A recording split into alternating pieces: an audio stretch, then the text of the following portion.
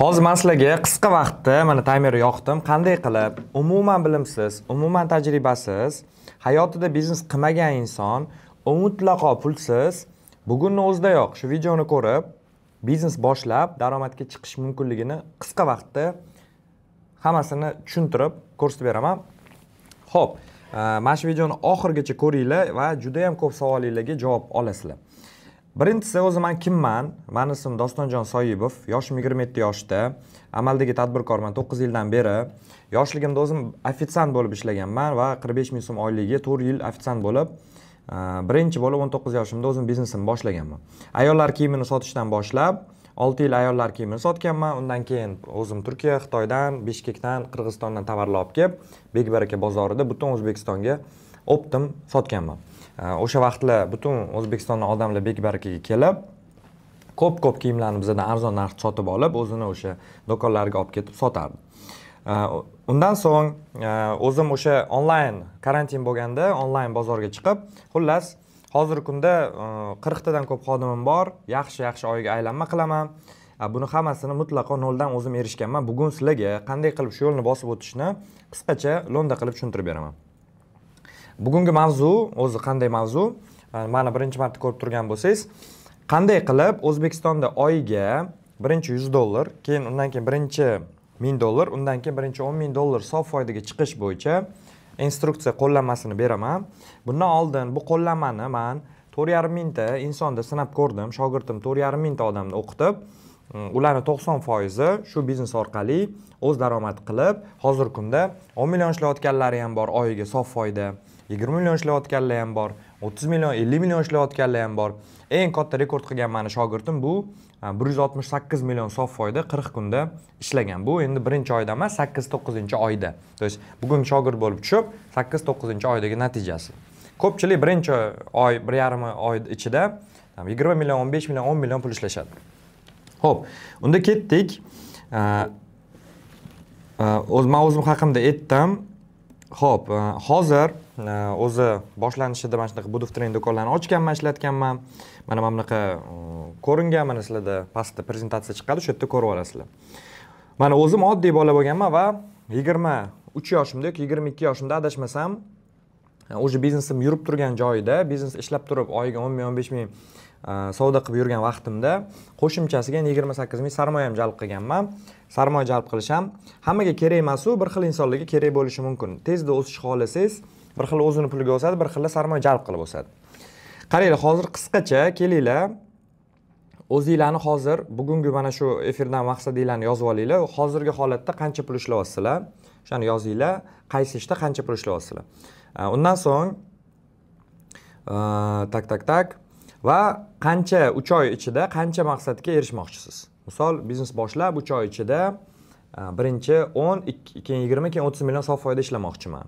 Yokida xullas shunaqa o'zingizni 3 oylik maqsadingizni yozib oling. Bu juda muhim bo'ladi. Bugungi efir juda ham foydali bo'lishi uchun. Endi qaranglar. 3-4 oydan keyin qancha bilim, o'sha qancha pul ishlash maqsadini yozganinglardan keyin hozir ko'pchilik men keladi. Mana shu siz aytdingiz nuqtadan hozir misol 5 million oyligim bor yoki hozir umuman ishlamayman, oyligim yo'q yokida biznesim bor, daromad qila olmayapman, lekin 3 oydan keyin misol 10 millionga chiqmoqchiman o'z biznesimni boshlab. 20, 30, 50, kimdir 100 millionga, kimdir 500 millionga aytishadi. Men ularga savol beraman. Shu istagan natijangizga erishishga nima xalaqit beryapti hozir? Mana hozir olib shu maqsadga erishishingizga nima xalaqit beryapti deb so'rayman. Ko'pchilik menga bir xil javob beradi.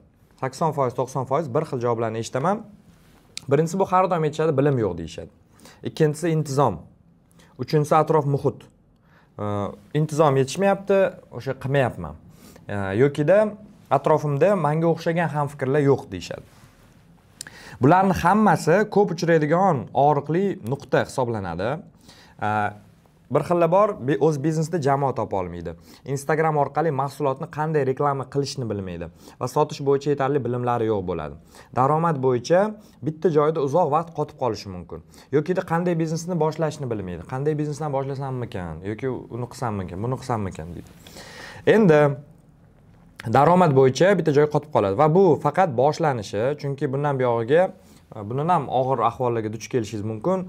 Jamoangizni kengaytira olmaysiz yoki kengaytira olsangiz ham uni to'g'ri boshqara olmasligingiz mumkin. Yoki mana biznes boshladingiz, foydangiz 10 million kelyapti, lekin juda ko'p vaqt ishlayapsiz. Siz xohlaysiz 20-30 millionga o'sishni, lekin bitta o'zingiz ulgurmaysiz. Chunki itak maksimalniy vaqt ajratib 10 million ishlayapsiz. Shuning uchun jamoa yollash jarayoni keladi, o'sha bosqichiga kelasiz. U ham biznesni qanday avtomatlashtirish, tizimlashtirish degan savol kelishi mumkin. Qanday qilib barchasini o'z yelkangizdan olib, xalos bo'lib, jamoa orqali uni boshqarish bo'lishi mumkin. Hunarmanddan qanday qilib tadbirkor bo'lish va undan keyin biznesmen bo'lish. Bir xil aytadi, va qo'limdan kelmasachi, o'xshamasachi, biznesmanniki bo'lmasachi va hokazo. Shunaqa qo'rquvlarga ham eshitib turamiz. Men sizni juda yaxshi tushunaman, chunki men o'zim ham siz o'rningizda bo'lganman. Men ham biznesmen bo'lib tug'ilmaganman, o'z biznesim bor bo'lmagan, men ham noldan boshlaganman. Shu yo'lni bosib o'tganligim uchun men har bir noldan boshlayotgan odamni chuqur tushunaman.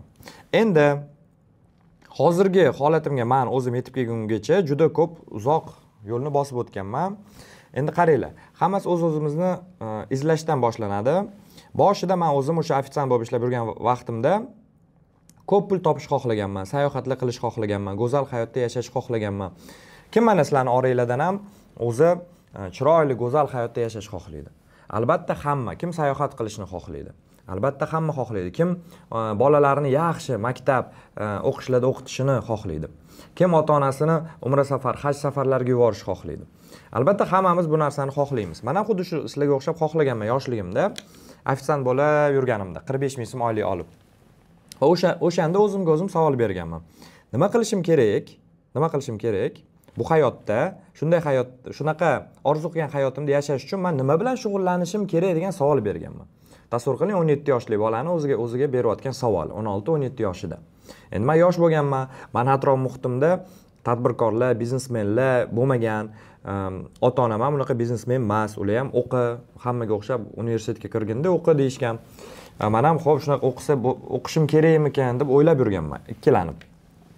Keyin qayerga borishim kerak, nima sotishim kerak, nima bilan shug'ullanishim kerak degan savol kelgan va 16dan 19 yoshimgacha restoranlarda, har xil kafenelarda ishlab ofitsiant bo'lib kuniga 45 ming so'm, 50 ming so'm, 60 ming so'm pul ishlaganman. Keyin o'zim o'tirib hisoblaganman. Agarda men 50 ming so'mdan kuniga ishlasam, agarda men hech qancha pul bir tiyin ham xarajat qilmasdan, ilojsiz bu, lekin shu teoretik o'ylab ko'rganman. 16 o'zimni orzu qilgan mashinamga 50 ming so'mdan pul yig'ganimda 16,5 yil pul yig'ishim kerak bo'lgan. Tasavvur qilsam 16,5 yil. Bo'ldi, men уже yoshim ham 30 plus bo'lib ketardi va orzu qilgan mashinamga pul yig'ishim bilan u mashina ham уже yo'q bo'lib ketarmidi, yo eskirib ketarmidi. Kulganman o'zimdan o'zim. Aniq bu hayotda boshqacha nimadir bilan shug'ullanishim kerak. Men 40 yoshimda, 35 yoshimda bitta orzu qilgan mashinamni olish uchun men uncha vaqt kuta olmayman deganman o'zimga o'zim. Keyin 16 yildan keyin men unaqa yosh bo'lmayman. Muammoni yagona yechimini ancha izladim. Pul ishlash kerakmi? Hamma joyga pul kerak. Yaxshi yashash uchun, sog'lom yashash uchun kerak, to'g'rimi? Ota-onangizni o'sha yaxshi ovqatlantirishga ham, yordam berishga ham, bolalaringiz, xotiningiz, eringiz ham hamma yaxshi yashash uchun pul kerak. Bo'ldi, bu fakt. Qulay bo'lish uchun, sog'lom bo'lish uchun. Men pul ishlash aniq kerakligini tushunganman. Ko'p pul ishlashdan hech qachon qo'rqmaganman. Naborot, ko'p pul ishlasam, ko'proq yaxshilik qila olaman insonlarga deb o'zimga o'zim aytganman. Undan so'ng ancha odamlardan so'radim, siz nima ish bilan shug'ullanasiz? Siz nima ish bilan shug'ullanasiz? Siz nima ish bilan shug'ullanasiz? Chunki ofitsiant edim. Ofitsiant bo'lganimda men bitta omadim kelgan. O'sha boy muvaffaqiyatli insonlar kelib ovqatlanishga kelgan. Men ular bilan gaplashishim kerak, buyurtma olishim kerak. Men o'sha narsadan foydalanganman. Endi buyurtma ham olib ishlaganman, so'raganman. Mana qarang. Hammadan emas, o'sha eng muvaffaqiyatlilardan so'raganman. Bir xillari bo'lardi. Bir kun kelib oilaviy shunaqa ovqatlarni pul to'lab ketardi. Men uni bir hafta ishlardim. Prosta nonuchtasiga 500 ming, 600 ming so'm pul berardi, 1 million. Men uni bir hafta, 2 hafta ishlashim kerak bo'lgan oyligim. Keyin men so'raganman, qanaqa qilib mana shunaqa 25, 30 yoshingizda shunaqa muvaffaqiyatga erishgansiz deb bir 10 ta, 20 ta, 30 ta odamdan so'rab chiqqanman, undan ko'p bo'lmasa. Ularning 90% men tadbirkorman degan. Kimdir aytishnikman degan, kimdir programmistman degan, kimdir har xil 10% har xil bo'lgan, lekin 90% odamlar men tadbirkorlik bilan, biznes bilan shug'ullanaman degan. Men o'zimga o'zim aniq aytganmanki, bo'ldi, bugundan boshlab orzu qilgan hayotimda yashash uchun men aniq biznes bilan shug'ullanishim kerak va tadbirkorlik ustidan o'ylashim kerak degan fikr uyg'ongan. Chet elga men ham o'qishga ketmoqchi bo'lganman, Koreyaga ishlashga ketmoqchi bo'lganman. $3000, $4000 o'sha payti hamma Koreyaga ketdi, zavodda $3-4 ishlashga. Keyin o'sha payti shu narsani anglab yetib Qatar Airwaysga misol bort provodnik bo'lib samolyotda ishlashga ham kirmoqchi bo'lganman. Xullas, har xil narsalarni o'ylab ko'rganman, lekin oxirida bo'ldi, men faqat biznes bilan shug'ullanaman deb shu o'z biznesga qarab o'ylaganman. Nima bizneslar qilsam bo'lar-ku? Hozir o'zi meni pulim yo'q. Qanaqa biznes boshlasam bo'ladi? Men pulim ham yo'q, tajribam ham yo'q. deb rosa izlanganman. O'sha vaqtda men do'stlarim chet elga o'qishga ketishgan. Bittasi ham Rossiyaga, Yevropaga ko'p joylarga o'qishga ketishgan. 4 yil davomida u yerda o'qigan. Efir oxirigacha, keyin 4 yildan keyin biz Toshkentda uchrashganimizda nima bo'lganligini efir oxirida aytaman. Keyin ancha izlab bu yagona o'sha biznes boshlash yagona yechimligini anglaganimdan so'ng o'ylab ko'rganman. Hozir mavjud bo'lgan va biz foydalanadigan barcha narsalar, tasavvur qilinglar, bu tadbirkorlar tomonidan yaratilgan. Tasavvur qilsam, mana bu kofe, mana bu ustimdagi kiyim, mana bu notebook, mana bu naushnik, telefon, mana shu stol, mana shu o'tirgan joyimiz, svet, mana bu sizlar meni ko'rib turgan telefoninglar hammasini tadbirkor yaratgan. Tasavvur qilinglar. Bu dunyoni tadbirkorlar o'zgartiradigan insonlar, bu dunyoni o'sha yaxshilikka qarab undaydigan insonlar tadbirkorligini tushunganman. Tadbirkorlik bu erkinlik. Bemalol o'zingizga grafik qo'yib ishlaysiz. Chet ellarga sayohat qilasiz. Bemalol o'zingizga o'z oylik bo'yicha, daromadingiz bo'yicha patolog yo'q. Misol, oyiga 3000 dan yuqoriroq ishlamoqchi bo'lsangiz, undan ham yuqori ishlay olasiz. Bu juda zo'r imkoniyat. Qanchalik ko'p reklama yoqib, ko'proq pul ishlash xohlasangiz, shu strategiya bo'yicha tuzib, ko'proq pul ishlab ketaverasiz. O'sib ketaverasiz. To есть qotib qolmaysiz. Va men buni juda qattiq istaganman. O'sha uzoq qidirib qanday biznes minimal sarmoya bilan boshlash mumkin va tezda daromadga chiqsa bo'ladi degan savolga javob izlaganman. Men bitta narsaga to'xtalganman. Men kiyim sotish. Endi o'sha vaqtda kiyim sotish oson bo'lgan, hozir ham oson, lekin umumiy onlayn yo'nalishga ko'zimni tashlaganman. Qarasam onlayn tez o'sib ketyapti. Keyin karantin bo'lganda ham ko'rganman, odamlar uydan chiqmagan holda telefondan buyurtma berishni o'rgangan va bu qulay. Borib bozorda terlab yurmaysiz. Telefonni ochib tir zakaz qilib yuborasiz, u narsa uyingizga yetib keladi. Bu narsani odamlar o'rganib olganidan keyin men o'ylaganman, onlaynda kelajak deganman. U paytda uzun marketlar bo'lmas edi. Hozir uzun market $1,5 milliard baholanadi. Butun O'zbekistonning 5-6-10% egallab olgan onlayn savdosini.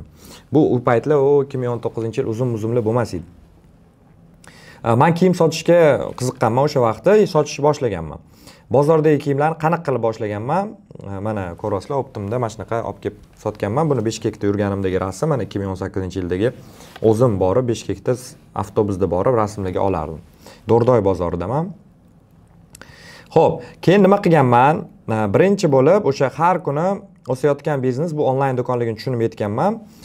Boshlanishida shunday bitta Optimchining oldiga borib, rasmlarini olganman. Rasmlarni olib, o'sha payti Torg.uz bo'lardi, OLX-ni eski varianti. O'sha yerga joylaganman. Keyin OLX bo'ldi, joylaganimdan keyin ichida reklama yoqsa bo'lardi. Haligacha yoqsa bo'ladi, topga ko'tarish 20 ming so'mmi turardi o'sha vaqt, 15 ming so'm. 15 ming so'm pul haligacha esimda bor. Qo'rqqanman, shu 15 ming so'm pulim tiksam, sota olmasamchi deb qo'rqqanman. Keyin mayli deb borib, bo'lsa kuniga 100 ming, 150 ming so'm pul ishlataman. 15 ming so'm reklamaga pul tikishdan qo'rqqanman. Keyin borib, bo'pti, tavakkal qilishim kerak. Tavakkal qilmasam muvaffaqiyatga erishmayman deb bankomatga o'sha 15 ming so'm pul tikib, OLX-ga kiritganman. O'sha reklamani yoqib, o'sha birinchi buyurtma tushgan, birinchi buyurtma telefon qilib mijozga olib borib berganman Qorasuvga. Adashmasam 190 minglik narsani 290 mingga ham olib borib berganman. 100 ming so'm dastavkasini to'lab bergan, 100 ming so'm foyda qilganman. Ko'rganmanki, buni orqasida pul bor. Katta pul ham tikish kerak emas, minimal pul bilan qilsa bo'lar ekan deb boshlaganman. Karantin boshlanib, karantindan keyin bozor yopilgan. Bozor yopilgandan keyin muammom yagona yechadigan chora bu internet orqali mijozlarni jalb qilish degan fikr kelgan. Hozir endi bozorlar yopilib qolsa, karantin bo'lsa, men nimani o'rganishim kerak? Onlayn savdoni o'rganishim kerak deb. Men o'sha aynan kelajagi bor 10 yil, 20 yil, 30 yildan keyin ham buni hech qachon o'lmaydigan biznes g'oyasini topganman. Pul topishingiz chegaralanmagan, erkinsiz. O'zingizga o'zingiz vazifa berasiz. O'zingizga yoqqan odamlarga sotasiz. Boshida men ham qo'rquvlarim sabab harakat qilishga qo'rqqanman, cho'chiganman. Qiyin va tushunarsiz menga bo'lgan. Instagram umuman tushunmaganman. Hayotimda bir kirib o'rtoqlarimga like bosardim, bo'ldi. Instagram umuman foydalanishni ham bilmas edim. Tajribam bo'lmagan. Eplolmasamchi degan qo'rquvim bo'lgan. Internetda men uzoqman, unaqa bozorchi bo'laman deb tushunmaganman. Pulimni yo'qotishdan qo'rqqanman. Lekin barchasini juda oson qanday qilishni bilsangiz, bu juda osonligini tushunganman. To есть nima qilishi, mana osh pishirish qiyin degan inson uchun bu osh pishirishni bilmaydigan inson qiyin deydi. Lekin 1 yil 2 yildan beri osh pishirib yurgan insondan so'raysiz, osh pishirish oson deydi. Shu oson qachonki qanday qilishni bilsangiz, biznesda ham xuddi shunaqa. Men do'kon ochishni uzoq vaqt cho'zib yurganman. Keyin tushunib yetganmanki, keyin bu hech qachon. Bo'ldi, men keyin desam, o'sha 1 yil o'tib ketyapti, 6 oy, 3 oy. Shunaqa qilib 4 yil ofitsiant bo'lib yashab o'tib ketgan hayotim. Keyin mayli ideal vaqtni kutib, qachon pulim bo'lsa boshlayman deb ideal vaqt kelmagan. 4 yil o'tgan, 5 yil o'tgan, ideal vaqt kelmagan. Keyin bu hech qachon va o'z-o'zini aldovligini tushunib yetib, bitta xuddi sizlar meni hozir ko'rib turgandek, bepul darsni ko'rib, darhol do'kon ochishga qaror qilganman. Onlayn do'kon. Birinchi marta dars sotib olmoqchi bo'lganimda menga ham xuddi shunaqa, misol menga qiyin bo'lgan. Shu pulim bo'lmagan shu narsani sotib olishga.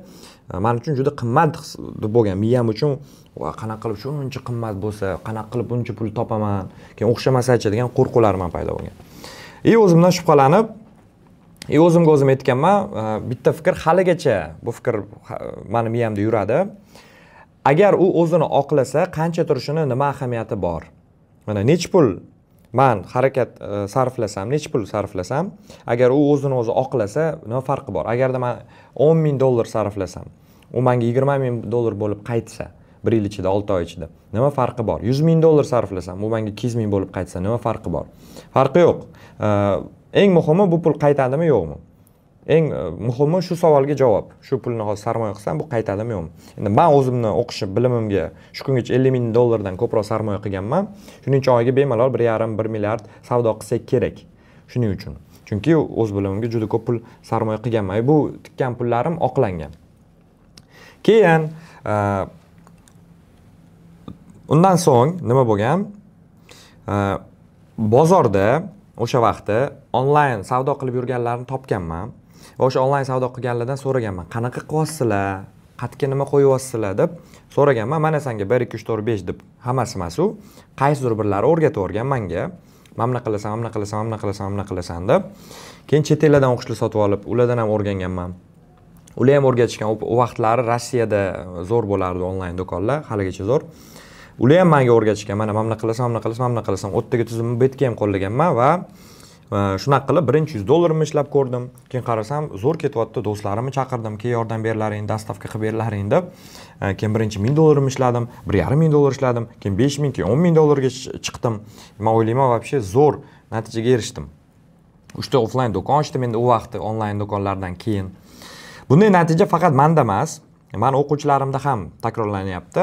Hozir sizlarga mana shu bir qisqa 5 minut ichida qanday qilib siz ham o'sha eski vaqtlarda men qilgan ishni hozirgi zamonda ishlaydigan usulini o'rgatib boraman. Shu videoni mana ko'rib, sizlar ham o'zingizlarning biznesinglarni ochish imkoniyatiga ega bo'lasizlar. Bunday natija faqat menda emas, meni o'quvchilarimda ham bo'lgan. Misol mana Ayim degan o'quvchim, birinchi marta olganman buni. 2023-yil olganman adashmasam. 2 yil oldin. Lekin u taxminan bir oylarda 27 million savdo va adashmasam где-то 12-13 million sof foyda ishlagan, umuman biznes qilmagan o'quvchim. Va mana даже kunlik 3 million 400 savdoga ham chiqqan, noldan boshlab. Xo'p, mana Ruslan degan o'quvchim bo'lgan, o'rtacha kuniga 1 millionga chiqqan. O'zini kafelari bor edi o'sha vaqtda. Xo'ras, o'rtacha o'quvchilarim kuniga 1,5 million, 1 million va 500 ming so'm sof foydaga chiqib olishgan. Kimdir 2 millionga hozir mana abaya sotayotgan bitta o'quvchim bor. Abaya sotib kuniga 4 million, 5 million sof foyda ishlayapman. Uy bekasi bo'lib, uy bekasi tasavvur qilinglar. Oldin biznes boshlab, 20-30 kun o'tib, abayani $50 olib kelib, 80-90 dollardan sotadi va kuniga juda ko'p sotadi, faqat onlayn sotadi. 4-5 millionga ham sof foyda ishlayapmiz, deyapti. Mana o'sha vaqtlar 56 million savdo, 15 kunda 20 million sof foyda ham ishlagan o'quvchilarim bo'lgan. Natijalarni qaytarish uchun nima qilishingiz kerak? Mana hozirgi kunda mana shu biz o'qishimizdagi natijani qaytarish uchun nima qilishingiz kerak? Mana o'rtacha hisobda biznes universitet o'qishimda noldan biznes boshlaganlarnikini faqat hisoblasak, amaldagi tadbirkorlar ham keladi, 2-3 barobar o'sishadi. Noldan boshlaganlarnikini hisoblasak, 26-27 million savdo qilishadi 40 kunda va 11 million 800 ming so'm o'rtacha sof foyda qiladi. Kimdir 30 million, kimdir 5 million sof foyda, kimdir 3 million. O'rtasi 11 million 800. Tasavvur qiling. 10 million bo'lsa ham oyiga bu yiliga 120 million pul degani.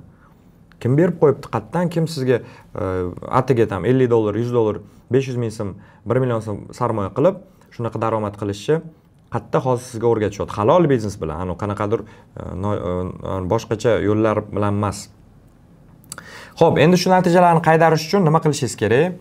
Odamlar qanday boshlashadi? Juda ko'p insonlar noto'g'ri boshlashadi. Yarim yil kolleksiya ustidan ishlashadi. Agar siz kiyim biznesini tanlasangiz, ko'p vaqt yo'qotib yuborishadi, ko'p o'sha chiroyli qanaqadir kiyim yaratishga. Mahsulotni yaratishga juda ko'p vaqt yo'qotishadi. Barcha pulini tikib, mato sotib olib, xullas o'zi odamlarga kerak bo'lmagan narsani ishlab chiqarib qo'yadi, keyin u narsani sota olmaydi. Chunki uni miyasida u narsa zo'r, odamlarga kerak, lekin asosiy odamlarga ko'rsatgandan keyin odamlar u narsani olmaydi. Xullas, juda ko'p pul tikadi, sota olmaydi, qiyin ekan biznes, meniki emas ekan deb biznesni to'xtatadi, shu bilan o'z ishiga, eski ishiga qaytib, biznes men uchun emas ekan, biznes qiyin ekan deb biznes tashlab ketadi. Ko'pchilik shunaqa qiladi. Unaqa qilish kerak emas. Qanday qilish kerak? Birinchi bo'lib, har doim onlayn agar siz do'kon ochsangiz, sizni Optimga sizga o'sha mahsulotni beradigan insonlarni topishingiz kerak. O'sha Optim arzon narxda sizga berish kerak. Va mahsulotlar sifatli bo'lishi kerak. Uni biz rasm videolarini Optimchidan olamiz.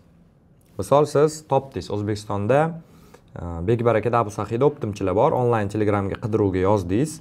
Optim ayollar kiyimi, Optim erkaklar kiyimi, Optim oyoq kiyim deb yozdingiz. Sizda Optimchilar chiqib keladi. Ustiga kirdingiz va o'sha kiyimni yoki oyoq kiyimni olib, video rasmlarini Instagramga joylaysiz va Telegram kanalga joylaysiz. Yo'nalishlar juda ko'p. Koreyskiy kosmetika sotsangiz bo'ladi. Kiyim, oyoq kiyim, kiyim deganda yosh bolalar, ayollar erkaklar kiyimi. Bijuteriya sotishingiz mumkin. Sumka, ochki sotgan o'quvchilarim bor, lustra. Xullas, nimani ko'rayotgan bo'lsangiz, любой narsani sotsangiz bo'ladi. Chinni sotib zo'r pul ishlaganlar bor. Yosh bolalarni mashina haydaydigan o'yinchoqlarni sotib pul ishlaganlar bor. Xullas, har xil yo'nalishlarda pul ishlashyapti. Hatto asal sotib ham pul ishlagan o'quvchilarim bor. Asal tasavvur qilinglar. Uyimda asal sota olmay o'tirardim. Ko'p qolib ketgan edi. 50 mingga ham sota olmas edim. Instagram qo'yib 150 ming dedim. Hamma olib tashladi. Tugayapti уже deb. Shu darajada zo'r pul qilsangiz bo'ladi. Keyin u narsalarning rasm videolarini olib Instagramga joyladingiz va Instagramda o'z qo'lingiz bilan reklama yoqsangiz bo'ladi. Uni ham bugun shu darsda ko'rsatib boraman. Reklama yoqqaningizdan so'ng sizga mijozlar yozishni boshlaydi. SMS yozishadi. SMS yozganlarning ichidan o'sha gaplashib, muloqot qilib, savollariga, e'tirozlariga javob berib, u bilan sotuv mahoratini ishlatib, sotuv texnikasini ishlatib, ehtiyojlarini aniqlab, yechim bersangiz, mijoz sizdan buyurtma beradi. Hozir qanday qilishni bosqichma-bosqich ko'rib chiqamiz. Mijozga buyurtmasini rasmiylashtirasiz, mahsulot sotib olib, mijozga jo'natish. Birinchi $1000lik savdo qilish, bu 25 dona $40 savdo qilishingiz bo'ldi. Birinchi $1000 juda oson. Agar kiyimga qaytib kelsak, kiyimni tanlagan bo'lsangiz, o'rtacha bazaviy dvoyka sotasiz. Bazaviy dvoyka degani ikkitalik kiyim, past-tepa bo'lishi mumkin. Bitta sotganingizda qimmatroq sota olasiz, ko'proq foyda ishlay olasiz. Shuning uchun bazaviy dvoyka. Endi kelinglar bosqichma-bosqich ko'rib chiqamiz. Birinchi qadam tan narxi 200 ming so'mdan yuqori kiyimlarni saralab olamiz. O'zini narxi 200 mingdan baland bo'lishi kerak. Nimaga? Chunki sifatli narsa 200 ming so'mdan balandroq bo'ladi. Keyin nimaga aynan bazaviy dvoyka deb savol bersangiz, uni yil davomida sotish mumkin. Chunki har oy, har mavsumga qaramagan holda hamma ikkitalik kiyimlar kiyishadi. Dvoykaga har doim talab yuqori bo'lgan. Ikkitalik kiyim olsangiz har doim talab yuqori. Keyin dvoykalarda o'rtacha cheki ham yuqori. Bu degani bitta sotganingizni siz 150 ming so'mga sotib 50 ming foyda qilmaysiz, 300 mingga sotib 100 ming foyda qilasiz. Ikkinchi qadam, e'lon uchun suratlarni tayyorlaymiz. Agar o'zi ko'pincha u tayyor bo'ladi. Optimchilar tayyorlash shart emas. Optimchilarning o'zidan mana o'zida tayyor rasmlari bo'ladi Telegram kanallarda. Xo'p, endi hech qanday qimmat fotografiya qilmaysizlar. Agarda qanaqadir kichkinaroq narsa sotsanglar, o'zingizlar telefonga shunday olib ham reklama yoqsanglar bo'ladi. Misol mana bu bozordagi rasm, bu yoqdagisi bizani o'sha bitta qizga berganmiz, o'zi borib oynada chiroyli qilib tushib bergan. Xo'p, odamlar bir narsani eslab qolinglar, kiyim sotib olishmaydi. Ularga matoni o'zi kerak emas, ular hissiyot sotib olishadi. Shu kiyimni kiyganimda men o'zimni qanday his qilaman? Birovlar menga qaraganda men qanday o'zimni his qilaman degan narsani sotib olishadi. Matoni o'zini sotib olishmaydi. Shuning uchun siz har doim hissiyot sotishingiz kerak, agar kiyim sotsangiz. Uchinchi qadam, mahsulotni reklama qilasiz. Mana bo'ldi, Optimchidan oldingiz, Instagram joyladingiz, endi reklama yoqishingiz kerak. Chunki bu mahsulotingizni ko'proq odam ko'rishi kerak. Endi Instagramda reklama yoqish usuli. Mana rasmga, mana pastda prezentatsiya ko'rib olasizlar. Rasm tanlaysizlar. Pastda mana bunaqa boost post yokida продвигать knopkasi bo'ladi. Shu продвигать knopkani bosasizlar. Rasmga mana bunaqa eski narx, yangi narx qilib yozsanglar bo'ladi. Shunda xaridori ko'proq bo'ladi. Agar shu narxga xohlasangiz, xohlayman deb yozing, telefon raqamingizni qoldiring deb qilsangiz bo'ladi. Keyin reklamani bosasizlar, bu post bosganingizdan so'ng sizlarda больше посещений, больше saytda bo'ladi. Sizlar har doim SMS, message tanlaysizlar, SMS. Bu degani siz reklamangizni ko'rgan odam, Instagramda siz reklamangizni ko'rishadi. Odam ko'rib pastida bitta bossa sizga SMS yozishga o'tib ketib qoladi. Sizga bu narsa kerak, SMS yozsa, so'nga javob qaytarib sotuv qilish foizi imkoniyati oshadi. Instagramda 10 millionta foydalanuvchi bor. 10 millionta foydalanuvchiga reklamangizni ko'rsata olasiz. Tasavvur qiling, butun O'zbekiston bo'ylab yetkazib berishingiz mumkin. Shunaqa pochta xizmatlari bor, o'z uyingizdan kelib yoki o'sha Optimchidan olib mijoz uyga yetkazib beradigan pochtalar bor. U ofitsialniy qonun doirasida ishlashadi. Больше сообщениyani tanlaysiz. Больше сообщениyani tanlaganingizdan keyin sizga SMSlarga kelishadi. Undan tashqari hozirgi kunda Telegram ham juda rivojlangan. Telegramda 20 qanchadir million obunachisi bor o'zbekistonlik va Telegramda ham reklama yoqib, Telegramdan ham sotsangiz bo'ladi. Buni bugun o'rgata olmayman-ku, lekin darsni oxirigacha o'tirsanglar, qanday qilib uni ham o'rganish mumkinligini sizlarga tushuntirib boraman. Endi qaranglar, SMS ga yoqdinglar reklamani. SMS ga yoqqanlardan keyin u aytadi sizlarga. Instagram aytadi, kim necha yoshdan necha yoshgacha reklamani ko'rsatmoqchisan deydi. Men sizlarga maslahatim 25-30 yoshni tanlash, 25-40 yoshgacha. Nimaga desangiz, chunki to'lash qobiliyati balandroq bo'ladi. Ayollar kiyimini sotsangiz, ayollarning jinsini tanlaysiz, faqat erkaklarni o'chirib qo'yasiz. Erkaklar kiyimini sotsangiz, erkaklarni tanlab, ayollarni o'chirib qo'yasiz. Ikkaloviga ham sotsangiz, ikkalovini ham yoqib qo'yasiz. Yoshini tanladingiz va boshida meni sizlarga maslahatim Optimchiz Toshkentda bo'lsa, Toshkentga reklama yoqish. Agar Optimchiz Samarqandda bo'lsa, Samarqandga yoqish. Nimaga desangiz, chunki u o'zi yetkazib bera oladi mijozga. Shu Toshkent bo'lsa, Toshkentning o'ziga. Где-то bir 7, 8, 9, 10 kundan keyin pulingiz ozgina ko'payib olganidan keyin agar srazu bir $500 pulingiz bo'lsa, unda srazu O'zbekistonga yoqsiz bo'ladi. Butun O'zbekistonga chiqazaveradi u ham. Pochta BTS pochtasi orqali. bts.uz. Keyin tanlaganingizdan keyin sizga Instagram o'zi aytadi, qara 2,7 million, 3 millionta odam ko'radi reklamangni deydi. Lekin u siz pul ishlatishingiz kerak, u bepul ko'rmaydi. Reklamani ishga tushirishdan oldin ularning qiziqishlarini belgilaysiz. Misol, sizning mijozlaringiz ayol kishi bo'lsa, kiyim sotib olgan bo'lsa, ko'proq nimaga qiziqadi? Go'zallik saloni, yana nimaga qiziqadi? Kosmetika, balki to'ylar libosini, onlayn savdoga va hokazo. Shuni yozasizlar va u sizlarga rekomendatsiya beradi. Undan so'ng byudjet tanlaysizlar. Boshlanishida men sizlarga maslahatim, misol $3 ga tasavvur qiling, siz reklamangizni 3000 ta odam ko'radi. $1 ga 1000 ta odam ko'radi. Bizda umumiy 3 millionta bizni ko'ra oladigan inson bor. 10 dollar ishlasak 10 mingtasi ko'radi. Qancha pul ishlataman, nima farqi bor degan savolga farqi shu nechta odam ko'rishida. Xohlasangiz bir kunda siz 1000 dollar ishlatib 100 mingta odamga reklamangizni ko'rsating yoki 1 millionta odamga, xohlasangiz 1 dollar ishlatib 1000 ta odamga ko'rsating. Qancha ko'p odam ko'rsa, shuncha ko'p sizga murojaat keladi, shuncha ko'p sotuv ehtimolingiz oshadi. Kunlik nazorat qilib borasizlar. Misol, reklamaga 5 dollar ishlatdim. Reklamamni 5000 ta odam ko'rdi. 30 ta odam SMS yozdi. Undan 5 tasi buyurtma berdi. 300 ming so'mdan misol 1,5 millionlik savdo qildim va 650 ming foyda qildim. Buni kunlik yurg'izib borishinglar kerak. Va eng muhimi, sizlar ko'pchilik mana shu joyda qulab ketadi. Eng muhim joyda bu odamlarga kerak bo'lgan, talabga kuchli bo'lgan mahsulot sotmasligida. То есть odamlarga qiziq bo'lmagan narsani, odamlar sotib olishni xohlamagan narsani tiqishadi. Shunaqa bo'lmasligi uchun siz 3 dollardan 10 ta mahsulotga yoqib chiqasiz. 10 ta har xil mahsulotga. Hammasiga 3 dollar bir xil pul ishlatasiz. Qaysi biriga pul murojaat keladi, qaysi biriga murojaat kelmaydi. Qaysi biriga 10 ta сообщение keladi, qaysi biriga 15 ta keladi, qaysi biriga 30 ta. Mana shu eng ko'p kelgan murojaat o'sha anoni olib, tovarni olib, hammasini o'chirib qo'yib, o'shanga reklamani oshirib, misol kuniga 11 dollardan reklamani yoqib, o'sha siz bemalol 25 ta komplekt sotsangiz, birinchi 1000 dollar ishlaysiz. Uning uchun 300 ta odam sizga SMS yozish kerak. 300 ta odam bilan bir oyda muloqot qilsangiz, kuniga 10 ta bilan 25 ta sotsangiz bir oyda birinchi 1000 dollaringizni ishlaysiz. Endi qarang.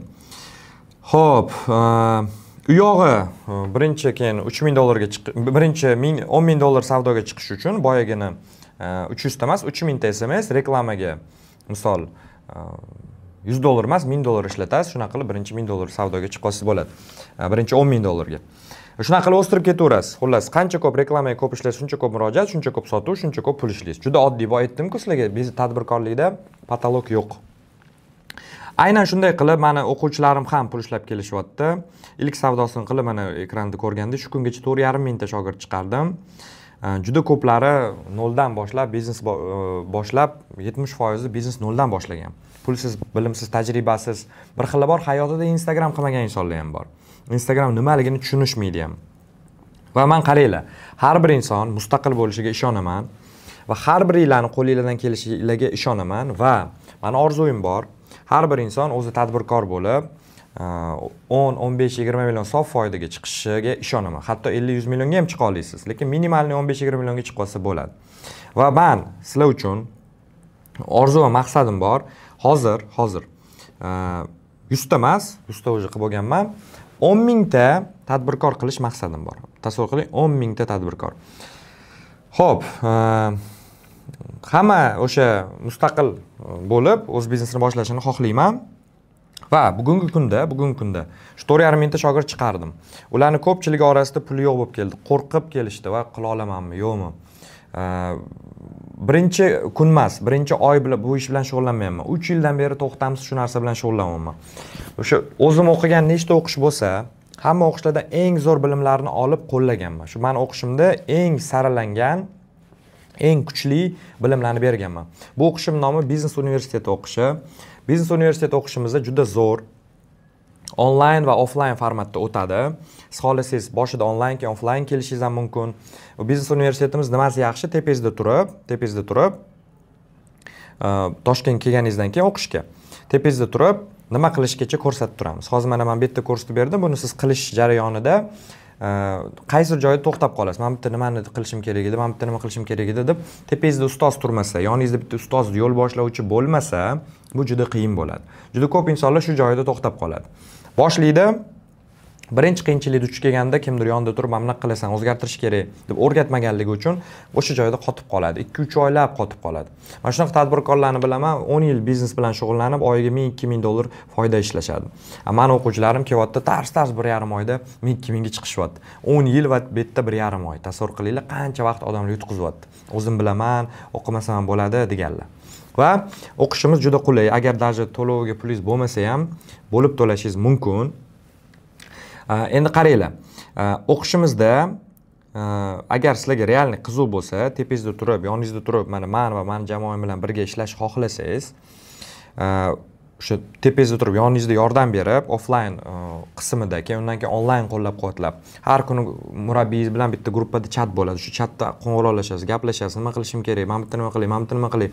Nima qilishni biz sizga tayyor beramiz. Biznes yo'nalish tanlab ham beramiz. Mana bu biznesni qil, mana bu narsani sot. Mana bunaqa qilib reklama yo'q, mana bunaqa mijozlar bilan gaplash, mana shuncha pul ishla. Siz qilsangiz bo'ldi. Siz qilsangiz bo'ldi. Va aynan sizni ana shu o'qishimga taklif qilaman.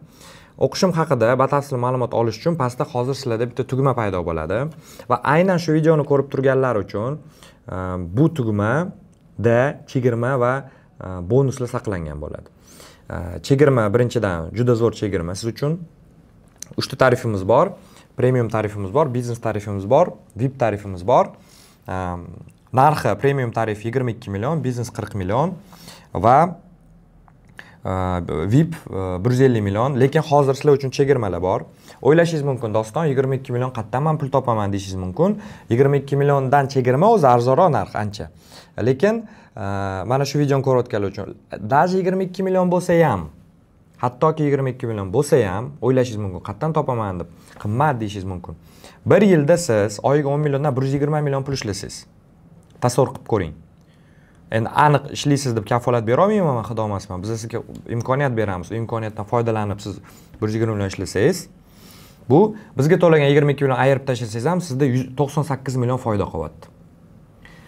Bu sarmoya nima deb o'ylaysiz? 20 million tikib, uni 120 million qilish bu 600% o'syapti. Siz hattoki uyga pul tikib qo'ysangiz ham, bir yildan keyin uyingiz 20-30% ga o'ssa, xursand bo'ling. Bu 100 million pul tikib, bir yildan keyin 120-130 millionga sotsangiz xursand bo'lasiz. Bu 100 million pul tikib 600 million qilib olish imkoniyati. Shu biznes orqali, halol biznes orqali. Men o'ylayman, juda ham arzon. Bu sizni bir yil ishlab to'xtab qolmaydi uyga o'xshab. Umringizni oxirigacha sizga yordam beradi. Shu pulni ishlab yurishingizga. Bu berilayotgan bilim. Mashina uy olsangiz, u sizga ko'proq pul ishlashni o'rgatmaydi. Yokida shu biznesni pulimni biznesga tikaman desiz. Men nechta odamlarni ko'rdim, milliard pul tikib, biznes qanday qilinishini bilmaganligi sababli bankrot bo'lib yoki savdosini qila olmay yuribdi. Pul bor degani bu biznes zo'r bo'lib ketadi degani emas. Har doim sizga ustoz kerak. Qo'llab-quvvatlaydigan atrof muhit kerak. 2025-yil, 26-yilda ishlaydigan aktual bilimlar kerak. Hozirgi kunda zamonda ishlayotgan, u 90-yilda ishlagan emas, hozir ishlayotgan bilimlar kerak. Shuning uchun uncha pulingiz bo'lmasa ham bo'lib to'lashga olishingiz mumkin. Misol, bo'lib to'lashga oyiga atiga 1 million 400 qanchadan tushar ekan bir yilga. Tasavvur qilinglar, vobshe arzon-ku. 10 million ishlasangiz 1,5 million to'lab, 5 million ishlasangiz ham dankasi bo'lib, 1,5 million to'lab olsangiz, oyma 3,5 million sizga qoladi. Ishdan ketmagan holda qo'shimcha qilishingiz mumkin. Oylik joyingizdan ketishingiz shart emas. Yokida amaldagi tadbirkor bo'lsangiz, uni tezda o'stirishingiz ham mumkin. Vot, shu chegirmalar haqida bilish uchun pastdagi tugma chiqadi, o'shani qoldiringlar. Ariza qoldirishinglar bilan sizlarga menejerlar aloqaga chiqadi va menejerlarimiz sizlarga to'liq batafsil ma'lumot berishadi. O'qishimiz haqida qanaqadir savolinglar qolib ketgan bo'lishi mumkin. Ariza qoldirish bu majburiy sotib olish kerak degani emas. Ariza qoldirib, shu kerakli ma'lumotlarni menejerlardan olinglar. Shuncha odam hayotini o'zgartiryapti, sizlar ham o'zgartirish imkoniyatiga egasizlar. Okey, sizlar uchun zo'r bitta chegirma qilib beraman va menejerlar sizga qanday bonus hozir siz uchun borligini telefon orqali gaplashasiz. O'sha to'lov qilsangiz qanday sizga bonuslar berilishini. Qaranglar. Shu joygacha kelib, mana shu joygacha ko'rgan bo'lsanglar, aniq sizlar o'sha 1% odamlarning ichiga kirasizlar. O'sha 1-2% sarlangan odamlarning ichiga kirasizlar, chunki shu joygacha keldinglar. Aniq shu joygacha kelib, hozir taslim bo'lish bu yana eski hayotga qaytish. Shu joygacha keldingizmi, oxirigacha davom etib, kerak bo'lsa, mana pul yo'q deyishingiz mumkin. Men sizga aniq ayta olamanki, agarda mana hozir siz menga $1000 pul bering, bir yildan keyin buni men sizga $10,000 qilib qaytarib beraman desam, yokida $10,000lik hozirgi Gentra mashinasini men sizga $1000 ga hozir sotaman, 24 soat ichida pul topsangiz desam, yangi salondan Gentra olib chiqib beraman desam, $1000 topgan bo'larmidingiz 24 soatda? Albatta topgan bo'lardingiz. Bu xohish, tanlov. Va bir yildan keyin sota olasiz, uni 10 mingga desam. Haqiqatan bir yildan keyin 10 mingga sotib olasiz. 9000 plusda bo'lasiz. Hozir men sizga ham xuddi shunaqa taklif qilyapman. Hozir $1000 sarmoya qilib, o'sha qanchadir o'qishingizga bir yil ichida 15 milliondan 10 milliondan ishlaganingizda ham 120 million. Shu bitta Gentrani puli kelib chiqyapti. Shu $10,000 bo'lib. Bu ham xuddi shunaqa sarmoya topgan bo'ladi. Shuning uchun o'zingizga o'z cheklov bermasdan bir xil mana bitta o'quvchim bor, Ma'ruf. 50 ta tanishga telefon qilib chiqqan, ketma-ket puli bo'lmagan o'qishga, taksist bo'lib, kirachi bo'lib ishlab yurgan o'quvchim. Taksist bo'lib ishlab yurib, kelganman oldimga 50 ta odamga telefon qilgan. 20 nechinchisida уже pul topib, ham 1 million, 2 million, 3 milliondan yig'ib, o'qishga to'lov qilib, mana hozirgi kunda o'rtacha oyga 100 million sof foyda ishlayapti shu bola. Bundan tashqari, Ma'rufdan tashqari juda ko'p meni o'quvchilarim bor. Hozir mana shu videoda sizlarga bitta video qo'yib beramiz, bitta ko'ringlar, bir 2 daqiqa davom etadi. O'quvchilarimiz har xil. Uy bekasi ham bor, talaba ham bor. Oila ish joyida ishlab, biznes ochganlar ham bor. Pensionerlar ham bor, yosh katta kichkina har xil. Shu videoda ko'rib, hammasini tushunib olasizlar. Qanchadan qanchaga o'sdi? Oyga 100 million, 150 million savdo qilardik. Hozirgi oy 1,5 milliard bo'ldi. 500 million qildingiz. 500 million. Umumiy savdo. Umumiy savdo bir oyda. Mana hozir Ma'ruf mana qancha bizneslaringiz bor va qancha daromad qilyapsiz? Hozir 4 ta biznesim bo'ldi. Aylanma qancha bo'lyapti sir bo'lmasa? 300 milliondan oshiq. Bir oyda. Foydachi? 100 milliondan baland. Mana oldin 9 million oyligi ustaxonada ishlaganman deyapsiz. Mana sexda hozir 1,5 oy ichida 16 million sof foyda ishladim deyapsiz. Noldan biznes boshlab qancha oyda qancha pul ishladingiz? Noldan biznes boshlab 28 kunda 46 million sof foyda chiqdi. Sof foyda. Manzura 45 yosh, o'z amaldagi tadbirkor, Atelier Mod oldin 5 million foyda qilgan ekanlar, hozir daromadlari 50, sof foyda 30 millionga o'sibdi. Ayollar kiyimini tikib sotasiz, to'g'rimi? Kamaz haydab yurib, umuman biznesga aloqasi yo'q bo'lgan Javohir o'zini biznesini boshlab, mana qancha foyda qilyapsiz o'rtacha oyga hozir? Hozirgi kunda 120-130 milliondan oshiq daromad, 60-70 million sof foyda ishlayapti. Oyiga. Sof foyda. Mana Abdulaziz, bizning shogirdimiz, qancha daromad qilyapsiz mana shunaqa narsalar sotib taxminan? 38 million daromad chiqdi. Mana shu mashinachalarning o'zidan. Qancha vaqtda? Bir oyda. Mana hozir savdo qilib bir oyda qanchaga o'sdingiz? 8 ga o'sdi. Примерно qancha ishladingiz? 37 million ishladim. Sof foyda. 37 million.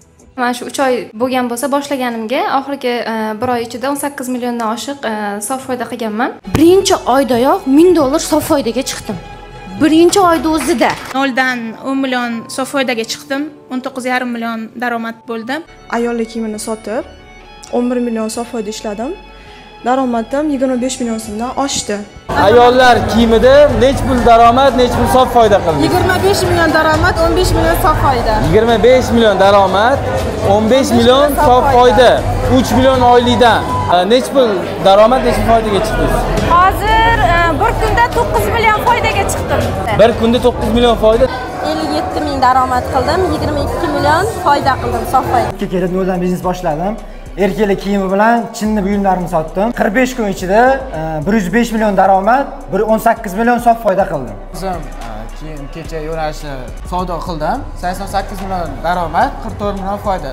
Xullas, agarda siz ham xuddi shu o'quvchilarga o'xshab natijaga chiqmoqchi bo'lsangiz, shuni hayotingizni o'zgartirmoqchi bo'lsangiz, bo'ldi, mana shu kungacha yetib keldi. Bundan buyog'iga men aniq maqsad qo'yaman va taslim bo'lmayman shu maqsadga erishmagunimgacha. Shu bo'lmagungacha to'xtamayman degan qaror qabul qilsangiz, qo'limdan kelmasa-chi deyishingiz mumkin, qo'rqishingiz mumkin. Qo'rqsangiz ham, qo'lingizdan kelmasa-chi deb qo'rqsangiz ham, menda ham bo'lgan. Qadam qo'yib, harakat qilib bir kun erishasiz. Qo'rqmang, taslim bo'lmang. Taslim bo'lmasangiz bir kun erishasiz. Xuddi yosh bolaga o'xshab. Turadi yiqiladi. Agarda o'tirib, hozir tursam, yura olmay yiqilsam, nima qilaman? Qo'rqib turmasa, yurishni o'rganadi bola? Yo'q, yurishni o'rganmaydi agar qo'rqib o'tirsa. Lekin u turadi, tavakkal qiladi, qo'rqmaydi. Yiqilishini bilsa ham, turadi, yiqiladi. Yana turadi, yiqiladi, bir kun yurib ketadi. Biznes ham xuddi shunaqa. Bir marta harakat qilasiz, 2 marta, 3 marta, 4 marta, 5 marta, bir hafta, 2 hafta, 3 hafta, bir kun yurib ketadi. Bir kun o'sha qilib ketasiz. Faqatgina siz taslim bo'lmasangiz bo'ldi. Va biz sizga o'zimiz taraflama, siz taslim bo'lmasligingiz uchun maksimal qo'llab-quvvatlaymiz. O'zimiz sizga yordam beramiz. Kerak bo'lsa, bizda shunaqa o'quvchilarimiz bor, Chirchiqda yashaydigan, aloqaga chiqmasa, murabbiy uyiga borgan, taqillatib. Nimaga aloqaga chiqmayapsan? Nima bo'lyapti hayotingda? Shu darajada biz birga hammamiz jamoaviy bo'lib ishlaymiz. Xullas, ariza qoldiringlar, menejer bilan aloqaga chiqinglar, hayotinglarni o'zgartirishni eng zo'r joyi shu deb o'ylayman. Ko'rishguncha xayr.